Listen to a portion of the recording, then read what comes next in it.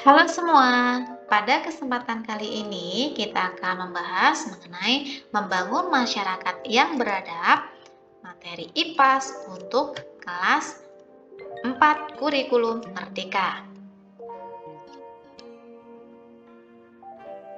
Oke, mari kita mulai ya.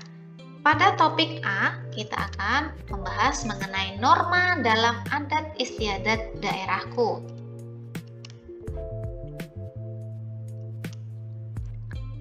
Pengertian norma dan adat. Norma adalah aturan dalam suatu wilayah yang mengatur tingkah laku manusia. Sedangkan adat istiadat adalah aturan tidak tertulis yang diakui sebagai hal yang baik untuk dilakukan. Dengan kata lain, adat istiadat merupakan bagian dari suatu norma. Adat istiadat merupakan aturan tidak tertulis yang diakui sebagai hal yang baik oleh masyarakat, sehingga terus dilakukan dan menjadi sebuah kebiasaan. Kemudian kita beralih ke jenis-jenis norma. Yang pertama adalah norma agama. Norma agama adalah norma yang bersumber dari hukum agama atau dari kitab suci dari Tuhan. Nah, sanksi dari kita tidak melakukan norma agama adalah mendapatkan dosa, tetapi kalau kita melaksanakannya, kita akan mendapatkan pahala. Nah, contohnya seperti ini pada saat kita sedang beribadah sesuai dengan agama kita masing-masing.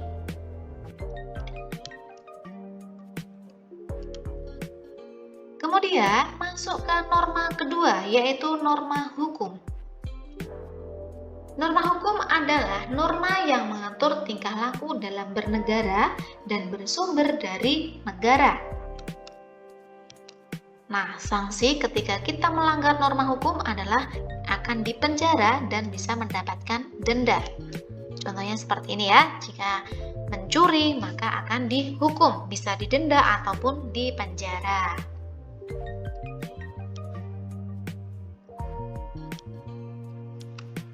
Yang ketiga adalah norma kesopanan. Norma kesopanan adalah norma yang bersumber dari masyarakat dan mengatur hidup bermasyarakat. Nah, sanksinya apa ketika melanggar norma kesopanan? Sanksi yang akan didapatkan adalah dikucilkan oleh masyarakat dan diasingkan oleh masyarakat. Contohnya, ini adalah norma kesopanan ya. Seorang anak yang dia sopan kepada orang tuanya, berpamitan sebelum berangkat ke sekolah. Kemudian yang keempat adalah norma kesusilaan. Norma kesusilaan adalah norma yang bersumber dari hati nurani manusia. Sanksi apabila melanggar norma kesusilaan adalah merasa bersalah dan tidak enak dengan orang lain. Nah, ini adalah contoh dalam norma kesusilaan, yaitu memberikan bantuan kepada orang lain yang membutuhkan, atau kalau gambar di sini memberikan bantuan kepada seorang pengemis, seperti itu ya.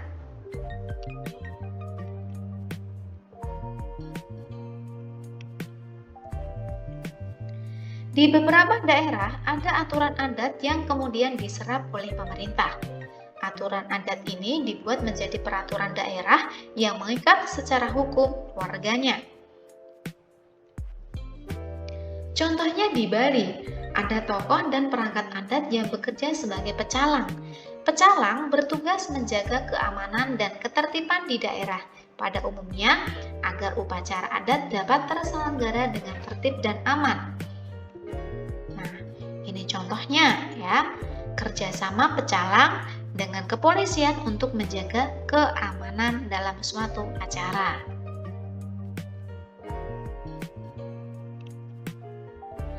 Kemudian, selain di masyarakat Bali, ada di masyarakat Baduy, yaitu di Kabupaten Lebak, Provinsi Banten, memiliki aturan yang memisahkan wilayah Baduy dalam dengan Baduy luar.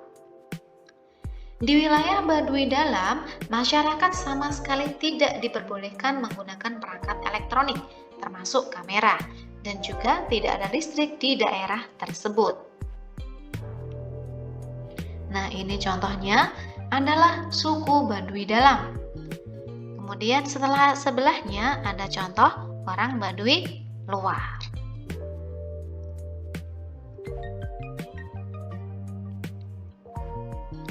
Masyarakat juga tidak diperbolehkan menggembalakan ternak di daerah aliran sungai, tidak diperbolehkan memasuki kawasan hutan tertentu, dan masih banyak aturan lainnya.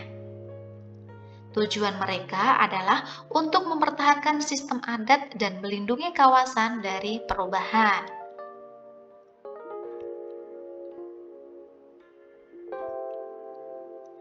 Kemudian ada yang ketiga, yaitu masyarakat Pulau Lembata di Nusa Tenggara Timur memiliki kebiasaan berburu paus sekitar bulan Mei hingga November yang sudah berlangsung ratusan tahun.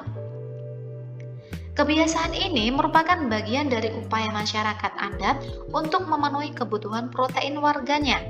Namun, masyarakat ini memiliki aturan yang harus dipatuhi oleh warganya.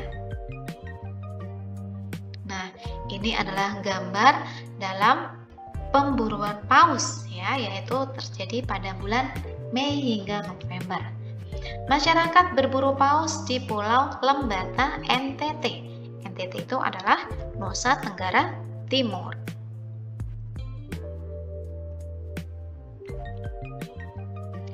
Nah, tadi kan ada aturan berburu paus gitu ya. Kira-kira apa saja aturannya? Oke, aturan dalam berburu paus yang pertama, hanya berburu untuk kebutuhan pangan seluruh warganya.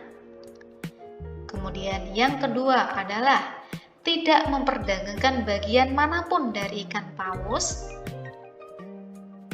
Aturan ketiga, tidak berburu paus jantan atau betina yang sedang hamil. Yang keempat, semua kegiatan berburu dilakukan dengan cara tradisional, artinya tidak boleh dengan cara modern seperti itu ya, tidak boleh merusak gitu.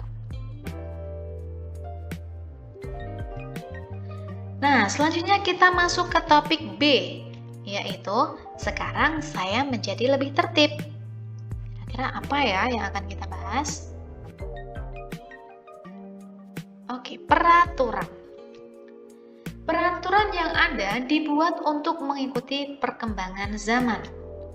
Peraturan itu terbagi atas dua hal. Yang pertama, peraturan tertulis. Satu lagi, peraturan tidak tertulis.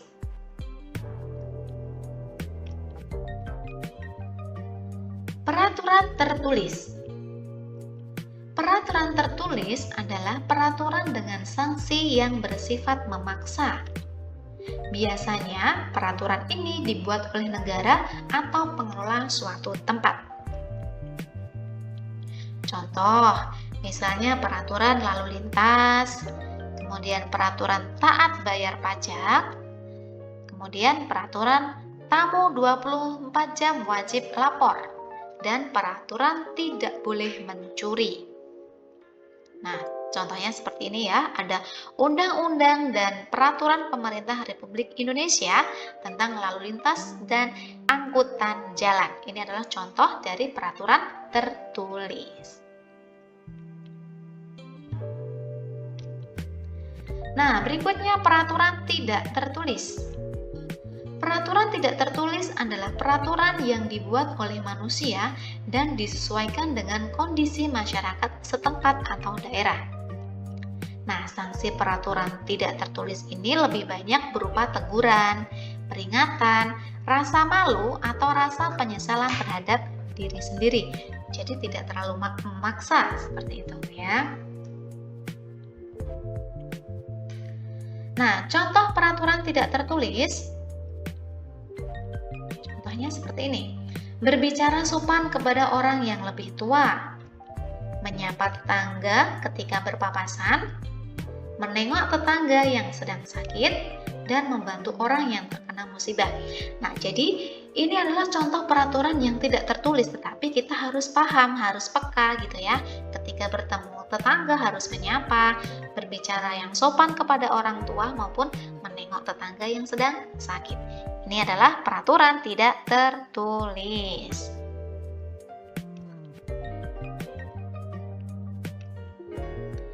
Peraturan tertulis maupun tidak tertulis semuanya bertujuan untuk menciptakan situasi yang tertib agar kita semua dapat hidup berdampingan secara damai. Itu adalah tujuan dari peraturan tertulis maupun tidak tertulis. Oke, berikutnya kita sudah masuk ke topik C. Kira-kira kita akan bahas apa di topik C ya? Hati-hati, kita bisa dihukum.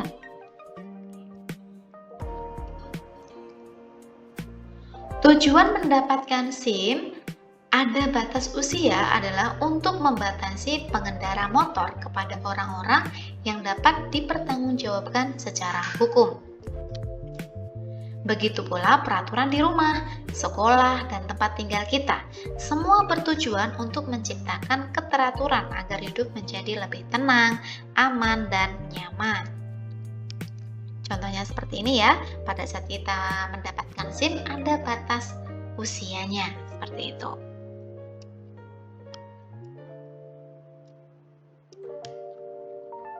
Tujuan dibentuknya norma. Oke. Ada banyak tujuannya ya. Yang pertama adalah terciptanya kehidupan yang harmonis. Kemudian, tujuan kedua adalah sebagai pedoman dalam bersikap dan bertindak. Yang ketiga, sebagai pengendali sikap dan perbuatan manusia. Kemudian, yang keempat adalah sebagai perlindungan masyarakat.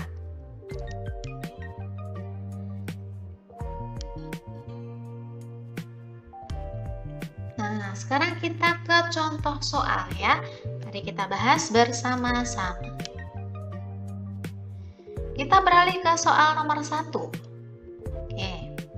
Kaidah atau ketentuan yang dijadikan peraturan hidup sehingga mempengaruhi tingkah laku manusia dalam kehidupannya, baik dalam kehidupan bermasyarakat, berbangsa, dan bernegara disebut A. Norma, B. Adat istiadat, C. Tata tertib, atau D. Peraturan.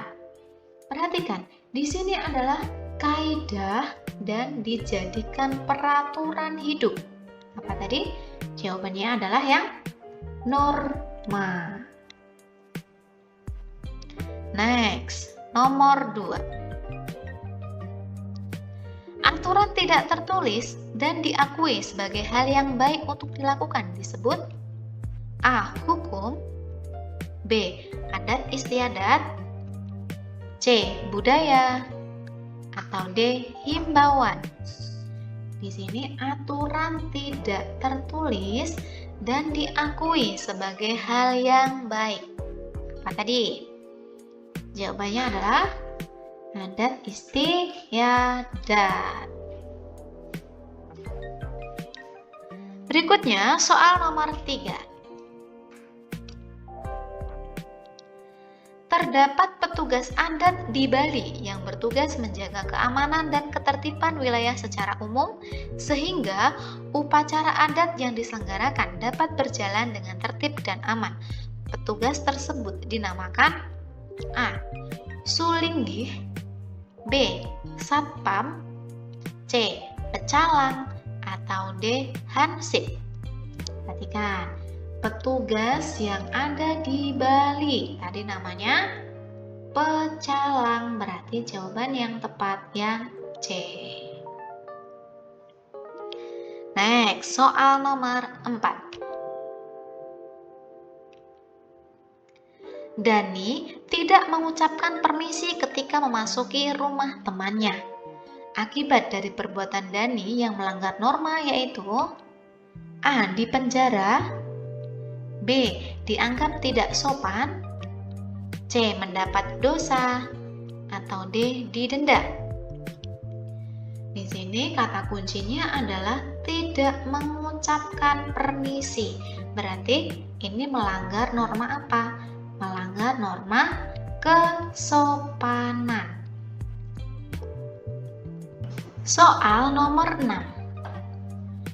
Kegiatan pada gambar berikut dilaksanakan oleh masyarakat Lamalera. Peraturan yang harus ditaati warganya ketika melaksanakan kegiatan tersebut yaitu, ini dia gambarnya. Kira-kira apa yang harus ditaati ya? A. Hanya berburu untuk kebutuhan makan seluruh warganya. B. Hanya memperjualkan bagian sirip paus.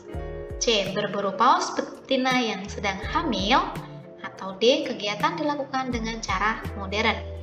Perhatikan, di sini adalah peraturan yang harus ditaati adalah yang A, karena hanya boleh berburu untuk kebutuhan makan seluruh warganya.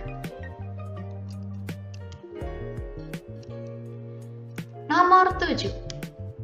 Perhatikan pernyataan berikut. 1. Dibuat pemerintah. 2. Dibuat masyarakat di suatu wilayah. 3. Sanksi yang memaksa. 4. Sanksi berupa teguran.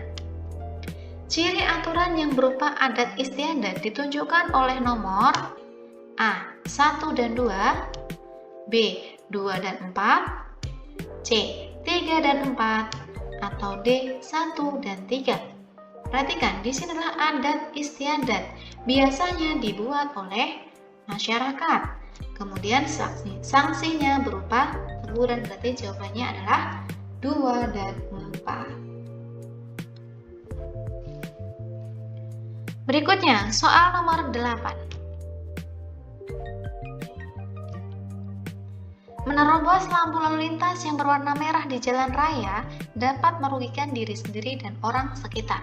Sanksi yang tepat bagi pelanggar lampu lalu lintas yaitu A. Denda, B. Dikucilkan, C. Penyesalan, atau D. Teguran. Perhatikan, menerobos lampu lalu lintas itu adalah peraturan tertulis, ya, peraturan tertulis atau norma hukum, maka sanksi yang didapat adalah dapat denda. Oke, berikutnya soal nomor 9. Aturan dibuat untuk menciptakan kehidupan yang harmonis di dalam masyarakat.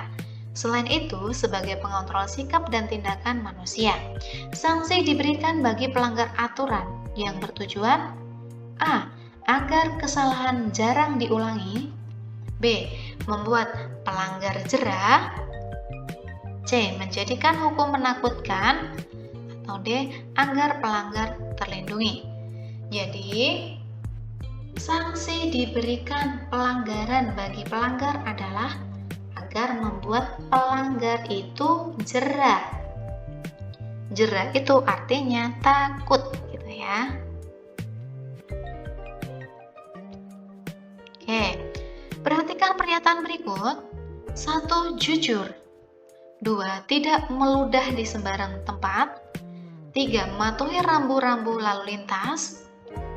4. Menggunakan helm saat berkendara.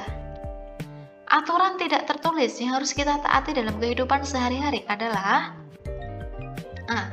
1 dan 2, B. 2 dan 4, C. 3 dan 4, atau D. 1 dan 3. Perhatikan, di sini tidak tertulis. Tidak tertulis itu adalah jujur. Jujur itu aturan tidak tertulis. Kemudian tidak meludah di sembarang tempat. Berarti jawabannya yang A. 1 dan 2.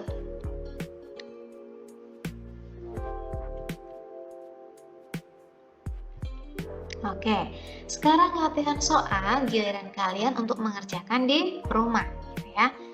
Oke, kita beralih ke soal nomor 1. Perhatikan gambar di bawah ini. Nih ya, ada gambar seperti ini. Gambar tersebut adalah salah satu sanksi yang diterima ketika kita melanggar norma A. Agama, B. Hukum, C. Kesopanan, atau D. Kesusilaan. Next, nomor 2. Tradisi menangkap paus pada bulan Mei hingga November adalah tradisi yang terdapat di daerah A. Bali, B. NTT, C. Papua, atau D. Maluku? Nomor 3. Anak usia sekolah dasar tidak boleh mengendarai sepeda motor karena belum memiliki SIM. Syarat pembuatan SIM yaitu usia minimal 17 tahun. Tujuan pembatasan usia pengemudi kendaraan bermotor yaitu A. Agar lebih mahir dalam berkendara. B. Bisa bertanggung jawab secara hukum. C. Tinggi badan sebanding dengan sepeda motor. Atau D. Tidak dikenai sanksi saat berkendara. Next, soal nomor 4. Perhatikan gambar di bawah ini.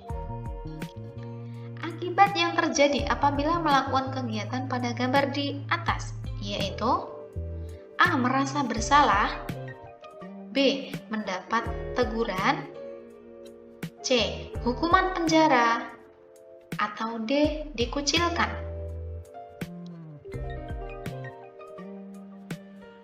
Next, soal nomor 5. Ketika berkendara di jalan raya, hal yang tidak boleh dilakukan yaitu A. Menggunakan helm, B. Tidak memiliki SIM, C. Tidak menerobos lampu merah, atau D. Membawa STNK saat berkendara.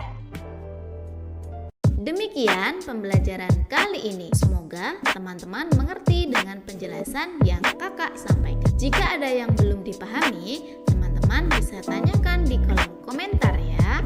Terima kasih sudah menonton video pembelajaran kali ini. Jangan lupa like, komen, dan subscribe, serta klik tombol lonceng untuk mendapatkan notifikasi pembelajaran berikutnya. Dan juga follow akun sosial media kita di Instagram @rumahdbelajarjenio, @kakakjenio, serta di akun TikTok @kakakjenio untuk mendapatkan tips and trik cara mudah